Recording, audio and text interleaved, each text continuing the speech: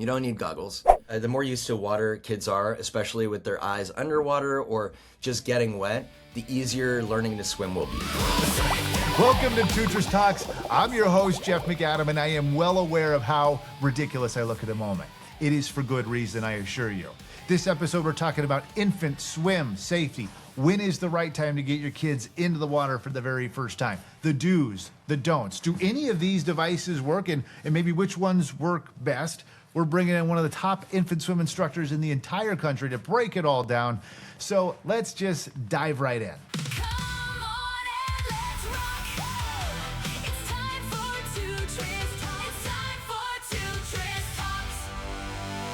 So he is only one of a handful of master ISR swim instructors in the state of California, less than 50 nationwide.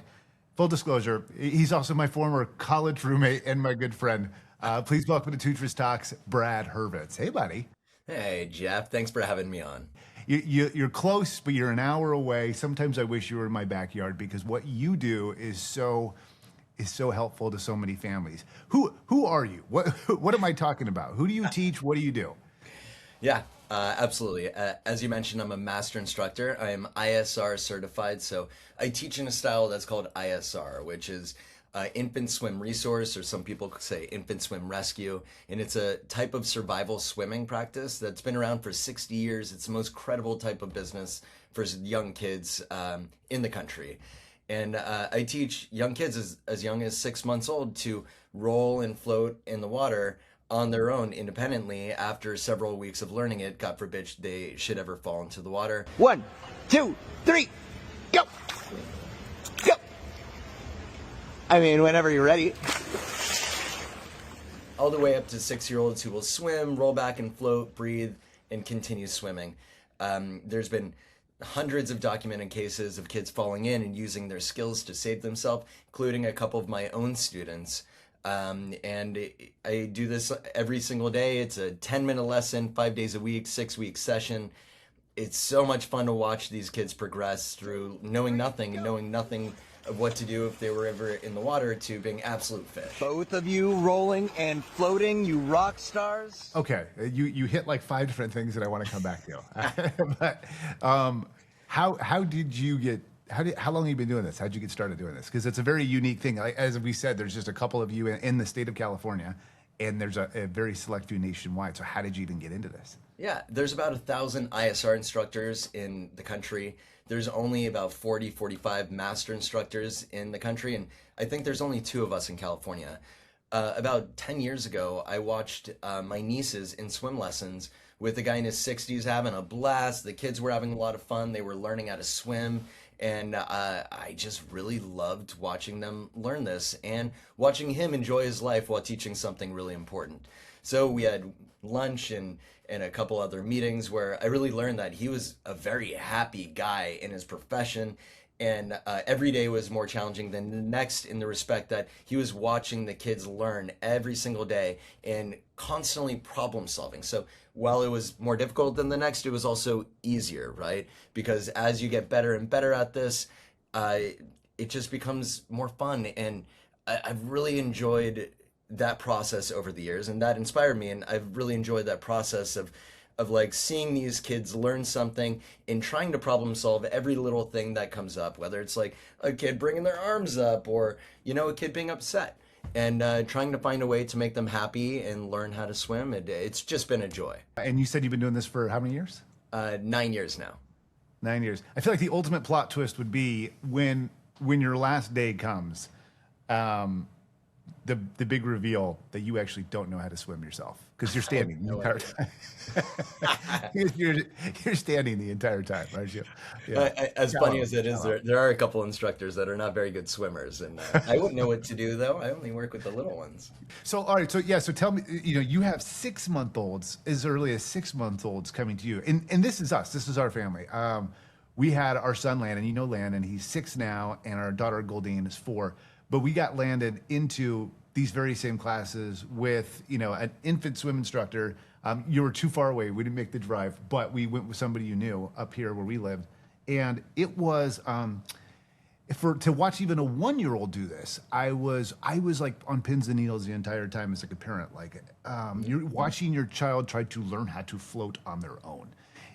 How often, how common do you think this is? Do most parents know this is an option, or do you? Because it's a lot. When you're a new parent, it's a crash course. In the first 6 months, you're trying to absorb everything. I don't know that learning how to swim comes to people's mind. Is this something most parents, it's even on their radar, do you think? It's a great question. Yeah, a lot of parents are thinking about swim lessons in general, but what often happens is parents go to a traditional swim school, and that's totally fine. No knocking that, but what happens in traditional swim schools is the kids get swished around in the water. They blow bubbles, they do all these sorts of things that we don't necessarily teach.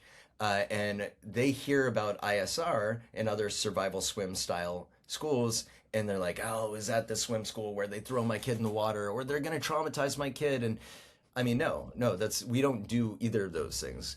All ISR instructors and infant aquatic and other survival swim styles, they really pay attention to your child's needs, and they work with them very carefully and closely to make sure that they're successful while in the water. And then the throwing in concept, we certainly don't do that. Those are like viral videos that go around of a few bad apples somewhere in the industry, certainly not in ISR. But yeah, a lot of parents hear about something like survival swim or ISR, and they're like, I don't know, maybe one day, but they get sidetracked with other type of lessons. And then when the time comes, they find us, hopefully, and they're able to move forward. But ideally, it becomes on parents' radar because at the end of the day, kids' safety is the number one priority, and drowning is the leading cause of accidental death in kids under 5 years old. So parents do seek out swim lessons. It is a priority, and it should be even bigger priority. The number of times I have like 6-year-olds and they're like, I've never been in swim lessons before. It's so many times. It's so frequent. That's interesting. Yeah, and good point. You had said something that I probably didn't do a good enough job distinguishing. There is a difference between teaching a child to how to swim and kind of what you do, which is the survival tactics of it all. Absolutely. Help distinguish the two. Sure. Well, we certainly do teach kids how to swim. And I have 4-year-olds just this week, even a 3-year-old who did 25 yards swim, float, swimming all the way across on her own independently. That's a fairly common practice. So a lot of people think that survival swim is only they're learning how to survive, but not necessarily swim. So I want to point that out. And then the different types of lessons, there's a lot of lessons out there and different concepts and theories on lessons. But the main two that I really see are like a traditional swim school where kids will go in the water and they learn to blow bubbles, and parents are so proud, and that's wonderful. But at the end of the day, they aren't learning anything in those lessons at an early age. They're getting water acquaintance. As an example, the bubbles, this is a sticking point between some instructors of like, yes, do it, don't do it. In my eyes, there's no point of a 1-year-old learning how to blow bubbles because they're letting out all of their air as well as buoyancy and going under, compared to my students who hold their breath and maintain their buoyancy and maintain their breath. So, there's a lot of different theories about the types of swim lessons, but if you're asking like what is a 1-year-old going to learn in traditional swim lessons versus what we provide, and there's a huge gulf of learning that occurs at a very young age. In a traditional swim school, young kids are going to be held for the majority of lessons, and they're not going to be able to, frankly, they're just not going to learn that much because they are held and they are in lessons once a week for 30-minute group classes, which end up being 10 minutes a lesson versus what we have, which is a far more day-to-day lesson, 5 days a week.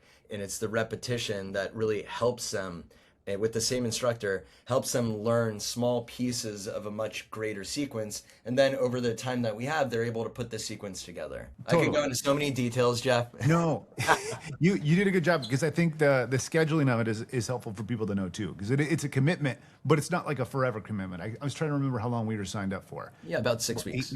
6 weeks, yeah. 6. So it's quick. It's every day, 5 days a week, but it's 6 weeks. And the difference I remember for our son was pretty night and day.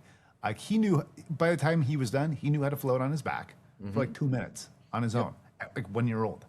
That's crazy. That's crazy. So it works. And to that point, now we have him going back to like a more traditional swim school that he's 6. Now that he's 6, and the instructor's like, I can tell this kid's got something in his background. Like he knows what he's doing out here. He's a natural. And I would have to imagine that, of course, comes back to the ISR stuff from when he was a kid. Yeah. And I mean, I remember kind of being surprised at how like young, babies doing this. But then I'm also remembering back to like science class where people have like underwater births. Like you come out, some people can come out knowing you're naturally born knowing how to swim.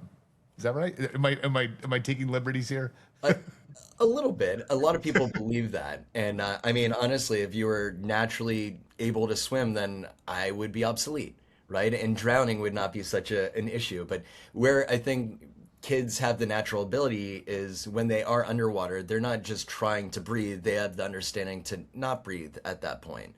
But the way that these young babies are learning, which is really amazing. I mean, I've done this hundreds of times with babies under 1 year old, teaching them to float, and I'm still amazed every time. But it's based on sensory motor learning. So they're learning by touch and support.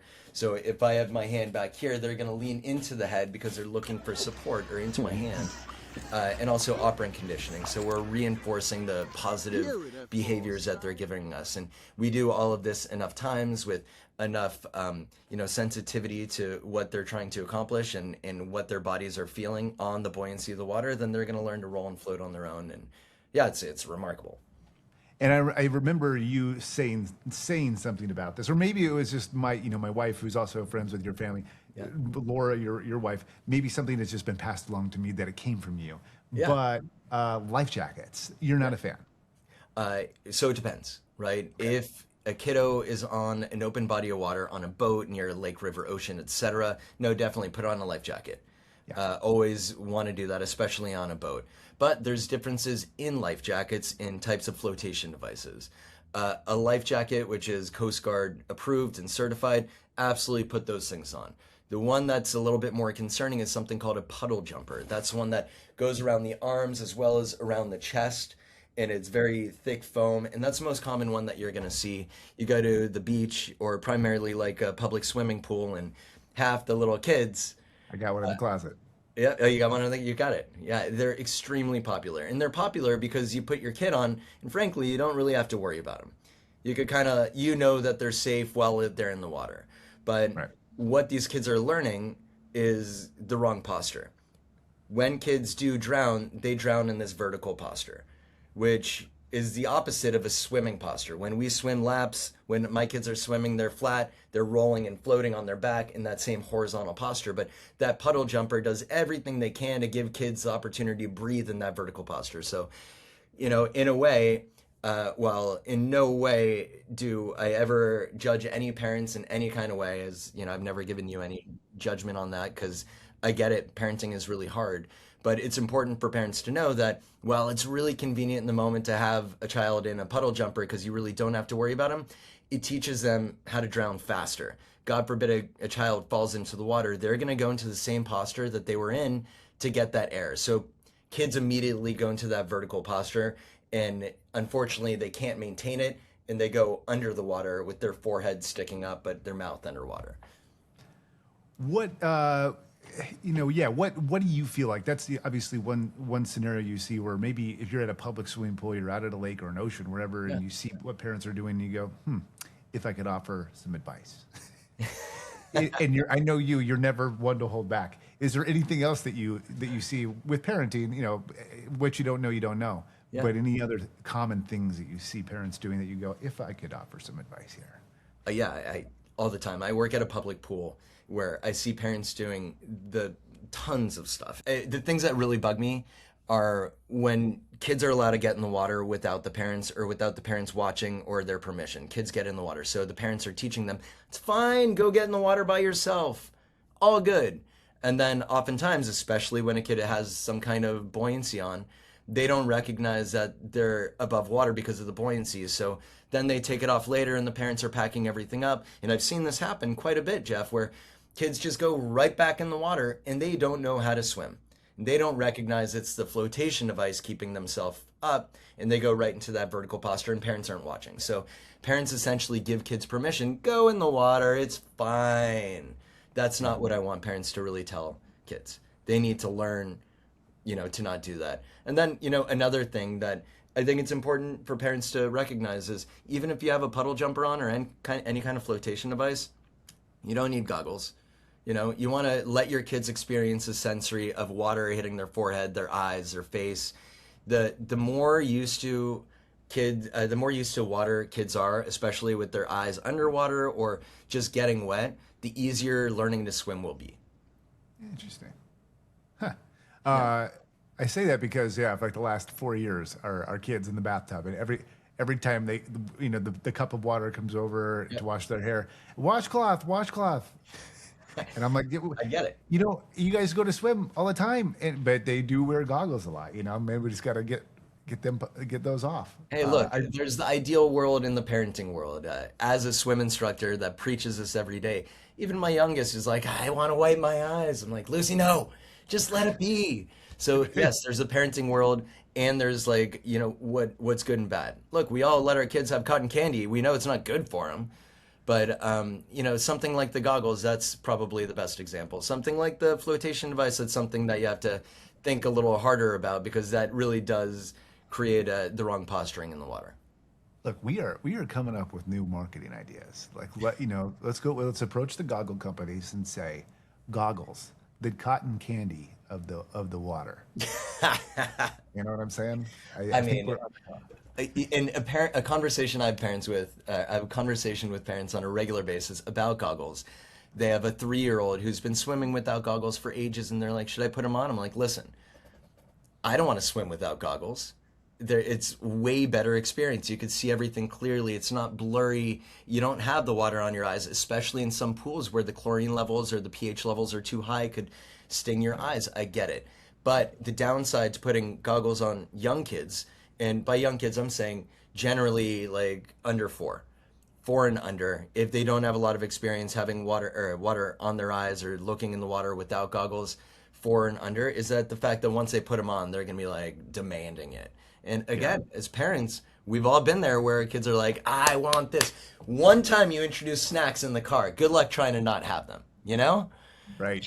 Trying to put it back in the box. It's good luck, right? Yeah, no, forever. They're going to want them, and it's a mess. But so it's choices. It's about, do we want to introduce this to my child or not? Yes, it's going to be a better experience for them, but they're very likely going to demand it every single time after this. You had said something earlier, and I had forgotten about this, but I remembered you were interviewed on the news not too long ago. Talk to me about here it is. We have the camera there in the backyard. So who are we looking at right there? That's little Frankie.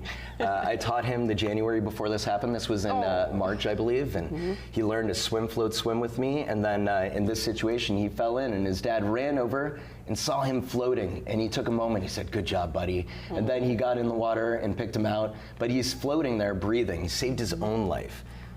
Which is the entire goal of what you do for a living. Yeah, absolutely. Saving these kids. I mean, it's so amazing to see that Frankie did exactly what he was taught to do. And I think is this you teaching Frankie? Yeah, that's Frankie right there. There he is. So was this a follow-up lesson? This was before. This was him learning the skills prior to that moment. This is a follow-up lesson. No, there's Frankie again.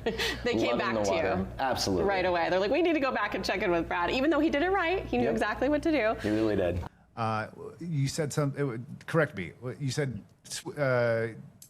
children under the age of 5, the number one cause of death is accidental drowning? Yeah.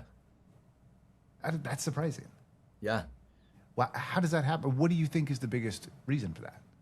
There's layers of protection when it comes to keeping kids safe around the water.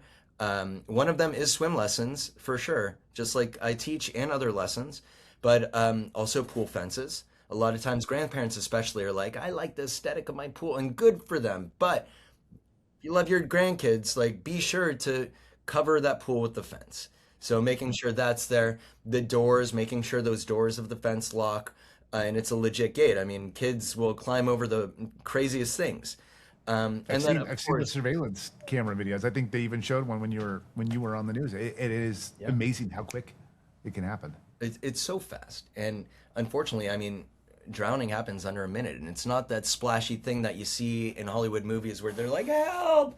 No, a kid is underwater and it's silent and it's quick. So supervision is another huge one. Of course, right? We want to supervise, but in this day and age, supervision is harder and harder because we're constantly distracted by everything around us in our phones and conversations and all the technology that we have. So making sure that parents understand the layers of protection when they are around a body of water, and then also knowing that it's not only during swim time. The majority of cases occur outside of swim time. So after kids swim, or even visiting somebody's house with the pool and everybody's hanging out on the inside, and then a dog door, kids go out them, or a door is ajar and a kid walks out and there's no fence and all of a sudden the kid is there. Or at a birthday party, somebody forgot to put the cover over the fence. Everyone's singing happy birthday, but the little kiddo went out the door because swimming was so fun. He just wanted to keep going. If I'm coming to a class like yours, Brad, Yeah. What can I expect from my child in 6 weeks? What's a realistic goal in 6 weeks? Good question. Give me an age. Let's say 2 years old. Because I would say the average parent who's watching our podcast has a child probably under the age of 6, so 0 to 5 range. Yeah. Great. Well, for a 2-year-old, after 6 weeks, I would expect my 2-year-olds to give me a 5 or 6 foot independent swim. I will place them with their face away from the wall in the water, and so they're flat this way, and I would expect them to turn around and grab the wall on their own independently. I would expect them to roll and float and get air independently in a comfortable posture, not just like, I want them on their back getting a few breaths very comfortably. And then ideally, if they want to flip over and continue swimming, they can. Sometimes that doesn't happen because it's hard for kids to like flip over when they're breathing right here. They're like, I'm not putting my face back in the water. But I also, the expectation, at least with me, is that I want my 2-year-olds having fun swimming with their parents. So I get parents in at the end and they have a blast jumping and swimming and rolling and floating, the whole thing. So that's a reasonable expectation for any kind of ISR instruction, where kids will swim 3, 4, 5, 6 feet, maybe even more, depending on how propulsive their kick is, as well as rolling and floating. So that's the expectation for a 2-year-old. A 6-month-old or 7-month-old is when they fall into the water, God forbid, they're able to roll and float on their back for an extended period of time. A lot of people ask about crying, which actually I'll address that in a minute. And a 6-year-old at the end, now I want my 6-year-olds going at least half a lane. So that's, 12 and a half yards. So a good 40, 50 feet of swimming. That's what I would expect from my 6-year-olds. I don't think I realized that you went all the way until 6. I was thinking it was under 5. Yeah. So that's good. Okay, because I was thinking that you at some point hand the baton off to somebody who might be able to teach them beyond. But it sounds like somebody in your position can kind of do almost everything. Yeah, to a point. My strength really is teaching kids to swim and not necessarily like stroke lessons. I'll get them into a swim, float, swim where they're giving me forearms out of the water, roll back and float. And then it's really easy for other instructors to transition from a rollback to just a side breath, and continuing using their arms, and that's a freestyle. Our kids are also really good at backstroke because they're great at floating. So I could do, to a point, but just frankly, it's just not worth the time or money for parents to come to me for 10 minutes a day, 5 days a week to teach their 6, 7, 8-year-old to do a freestyle. I'll keep it. I have a ton of more questions I could ask, but I'll keep it to just a handful because I know we only have so much time. Is there something that because some of these things I would imagine if you have a newborn child or a 6-month-old or a 1-year-old, some of the stuff can be taxing. You want them to look forward to coming back to the next lesson. Yeah. What are some of the things that you find are the most enjoyable? Like you can tell they're really enjoying this part of it. Oh yeah, no, so much. Even my toddlers, right? I try to make it fun. We do like hand surfing where we swish around the edge of the water, or helicopters. I lift them up and spin them. We jump. We really try to have fun and get laughs. But at the end of the day, the reason they're going to enjoy lessons is that they're going to feel successful and they're going to know how to find air. So I do my absolute best to celebrate all of their successes in the water, even if that's like giving me 2 kicks instead of 1 kick, or, getting my hand in the water, rolling and whatever it is. I want to make sure they feel successful, and the next day they could come back and be like, that was great. It's hard and I'm doing it, but that's great. And with that, even with that mentality of like, I accomplished something difficult, I can do hard things. There's so much added growth outside of the water with their confidence and their various physical abilities as well that parents talk to me about on a very regular basis. So really at the end of the day, it's having them feel successful in the water and finding the air with the roll and float, or getting the air by like grabbing the wall. And piggybacking off of that, Yeah. is that why it's 5 days a week? Because you want to continue to like build on the confidence of something. You want them to not have any like a chance to second guess themselves. Like, what is the strategy behind? Because you're not the only one who obviously does this. But Yeah. why 5 days a week? Yeah, I mean, let's talk about that 2-year-old you brought up. A 2-year-old has an attention span that is not going to last that long, as well as the physical abilities. They don't like work out, they run around and play. This, they're working hard. So 10 minutes, I'm going to have their attention for that amount of time. So that's one. And secondly, what we're learning, or what they're learning over the 6 weeks, is a very long behavioral chain where all these little chains of behaviors are linked together that will make a swim, float, swim. And that's even like the small details of turning their head, moving their body, and finding their feet to come up into a float. That takes a lot of time. So we put together these little chains over a period of time, and the repetition of doing that on a daily basis in those short increments is really helpful for these kids to learn that entire swim, float, swim sequence. So really repetition, short lessons, we work them hard, and they put it together really nicely. You know, we do two lessons a week at this point now that they're a little bit older, and I can tell they're even wishing it was more frequently. So the kids never seem to hate the 5 days a week. It's the parents. It's the schedule. It's the scheduling of it. 100%. But Look, 6 it takes weeks. a village sometimes too. I have nannies and grandparents bringing them. And also, like, a lot of parents just talk straight with their boss, and they're like, look, I'm afraid this scares me about, water safety, and I want to prioritize my kids' ability to learn in the water. Will you permit me to go? It's only 6 weeks just for this hour to take my kid to and from swim lessons. And a lot of bosses approve of that. If I'm a mom or dad and I'm in a rural part of the country watching this, and maybe I don't have the ability to get to a class like yours, Yeah. but I have a pool in my backyard, is there a tip or two that is a safe thing that you can give them that's a usable thing? Yeah. Yeah. Yeah, I mean, they can look to see if there are any ISR instructors near them. They could enter their zip code into infantswim.com. Otherwise, pour water on your kid's head, early age. When you guys go to a pool on your own, throw them in the air, let them submerge. Let them go under and just laugh about it. When a 2-year-old falls, the first thing they do, just when they decide if it's a bad one or if it hurts, they look at the parent's reaction. If the parent is like, oh no, they're going to start crying. So if your kid submerges, just smile and chuckle and have fun. Keep it light. Not a big deal. But if your kid submerges and you're like, are you okay? What do you think the kid's going to do? They're going to freak out. So, let them submerge a little bit. And then slowly but surely, your kids are going to start feeling more and more comfortable underwater. Let them look for toys on the step, which is right there, or even put their face in the bath.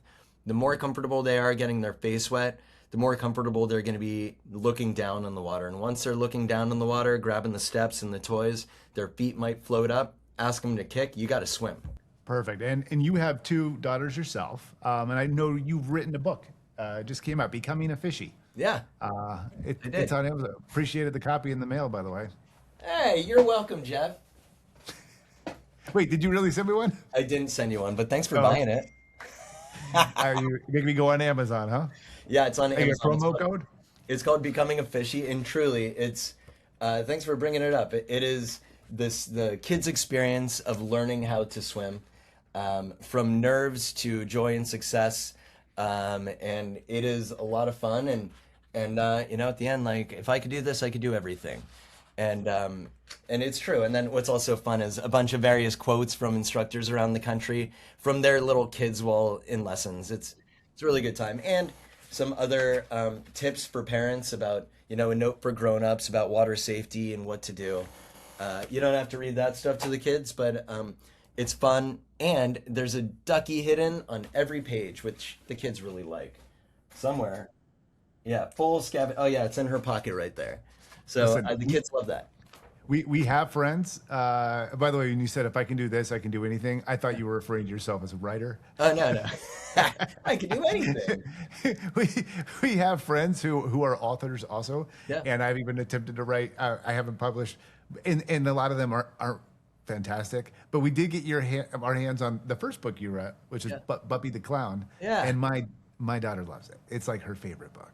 Just so you know. I think I've told you this. You threw it in my back seat when I visited you a couple years ago. That's right. Of my car as I was driving away. And to this day, when I say go pick 3 books, I'd say at least twice a week, Buppy the Clown is in Bell's top 3. So I'm excited to check out Becoming a Fishy. We'll definitely have to take a look. We'll post the link on our Tutors Talks page too. Hey, what a guy. Come visit me. I'll throw it in the back of your car. All right, Brad Hurvitz, thanks so much for being on the show. Appreciate it. Talk to you soon. Sounds good, Jeff. Thanks for having me.